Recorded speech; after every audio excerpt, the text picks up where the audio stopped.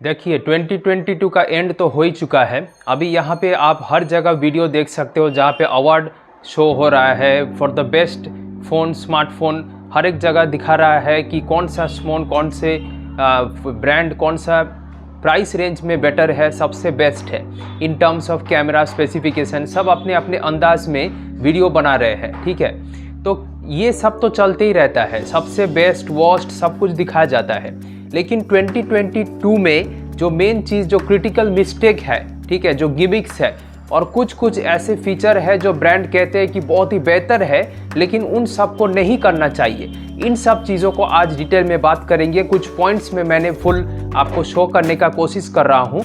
तो इन सब चीज़ों को ब्रांड को देखना चाहिए और स्पेसिफिकली हम सबको एड्रेस करना चाहिए। अगर कंज्यूमर लोग, हम लोग, अगर बायर लोग, अभी एक खबर मिल के आया है कि जहाँ पे टाइप सी पोर्ट को गवर्नमेंट के तरफ से इंडिया में मैंडेटरी किया जा रहा है। कितना काम कर रहे हैं वो पता नहीं है, लेकिन हर एक फ़ोन में, चाहे वो 4000, 5000, 6000, इससे लेके 1 लाख, हर एक फ़ोन में आपका टाइप सी पोर्ट होना चाहिए। लो बजट फ़ोन्स में भी होना चाहिए। ये बहुत ही बड़ा इंपॉर्टेंट फैक्टर है।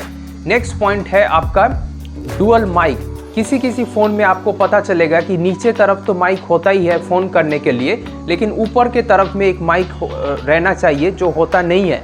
तो उससे क्या फ़र्क पड़ता है कि यहाँ पे वो लोग कॉस्ट कटिंग के लिए ये काम करते हैं। बहुत सारे कंज्यूमर लोग, हम लोग यहाँ पे उसे इग्नोर करने का कोशिश करते हैं, लेकिन ये बहुत ही इम्पॉर्टेंट है। इसलिए ये पॉइंट को मैंने ऐड किया है क्योंकि यहाँ पे वीडियो कॉलिंग, इन सब में नॉइस कैंसिलेशन का बहुत बड़ा इंपॉर्टेंट रोल प्ले करता है।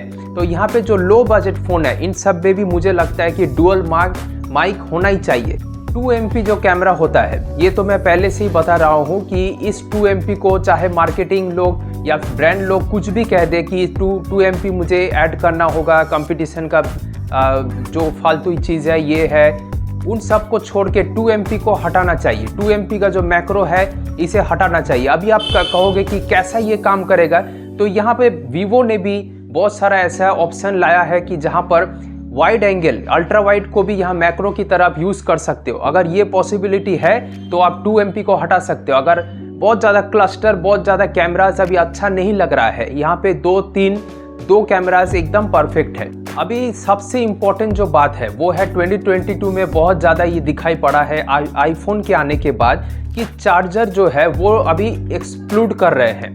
तो चार्जर को नहीं दे रहे हैं। चार्जर में बहुत सारा ऐसा बोला जा रहा है कि एनवायरमेंटल कॉस्ट, एनवायरमेंटल डैमेज को भी कम किया जाएगा, लेकिन ये गलत है। एक्चुअली चार्जर में कुछ नहीं होता है, कंपनी लोग का प्रॉफिट होता है। ये आपका बहुत सारे रिव्यूअर लोग हैं यहाँ पे काम किए हैं इस बात को प्रूव करने के लिए।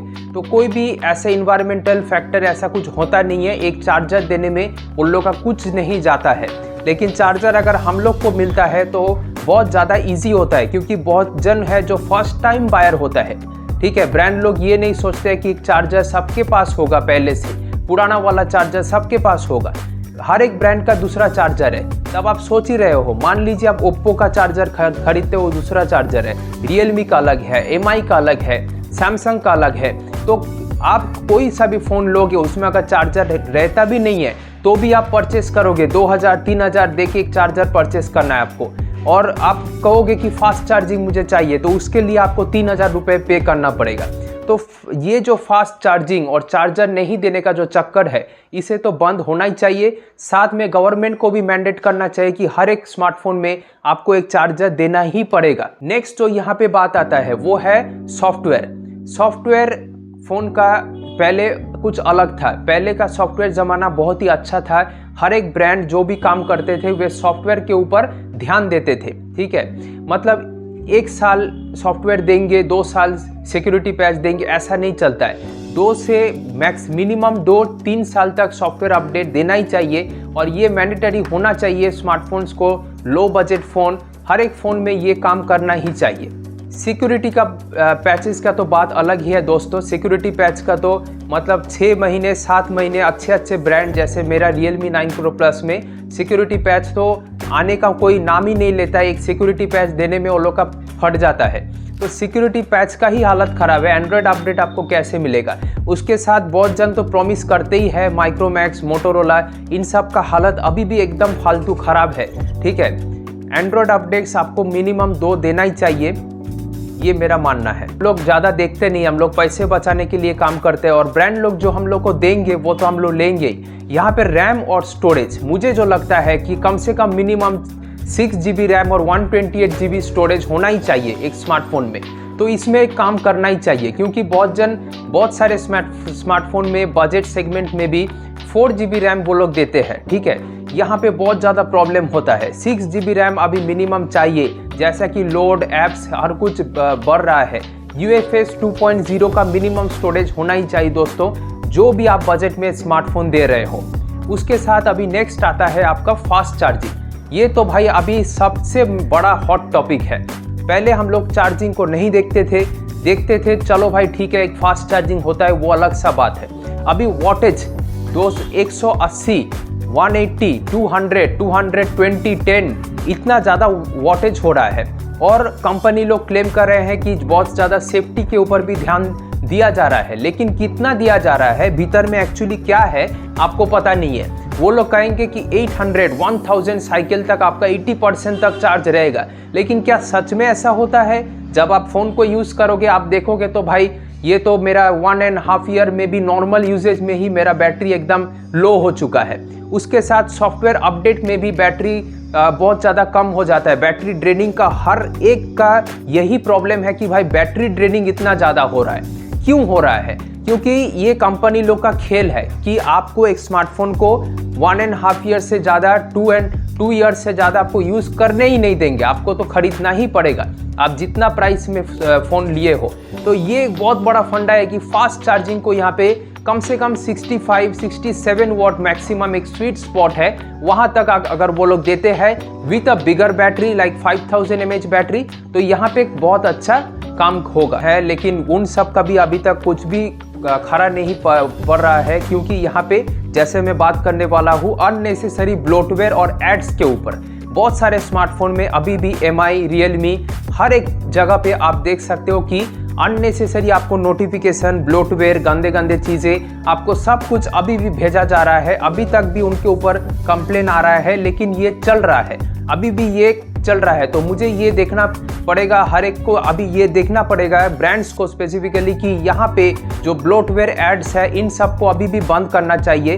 हर एक फ़ोन को सेटअप करने के टाइम इतने सारे ऐप्स आ जाते हैं, ठीक है। तो ये बहुत ही गलत बात है।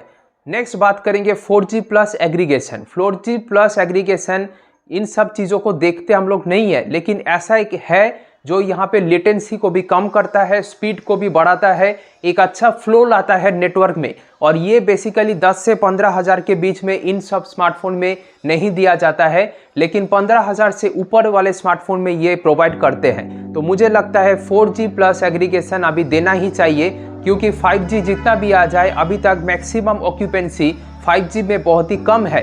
इसलिए 4G को ध्यान में रखते हुए 4G+ एग्रीगेशन को इंट्रोड्यूस करना ही चाहिए। अभी बात करेंगे बहुत सारे ऐसे ब्रांड्स हैं जो कि बहुत ही लो चिपसेट देते हैं। अभी भी G35, P series, A series के भी स्मार्टफोन आ रहे हैं। वहाँ पे आपको मैक्सिमम जो सेंसर है वो कमती दिखाई जा रहा है। तो क्योंकि यहाँ पे स्मार्टफोन को वो लोग जायरोस्कोप नहीं दे रहे हैं, कंपास नहीं दे रहे हैं। तो जायरोस्कोप में जो गेमिंग करते हैं, कंपास भी बहुत टाइम में यूज़ होता है, बहुत ज़्यादा जगह में आपको कंपास यूज़ होता है। तो इन सब चीज़ों को ध्यान में रखना चाहिए और मैक्सिमम ये चिपसेट मैन्युफैक्चरर को ध्यान में रखना चाहिए कि उनके चिपसेट में भी ये सेंसर इंक्लूड किया जाए, ठीक है। तो जाके यहाँ पे कुछ काम बनेगा।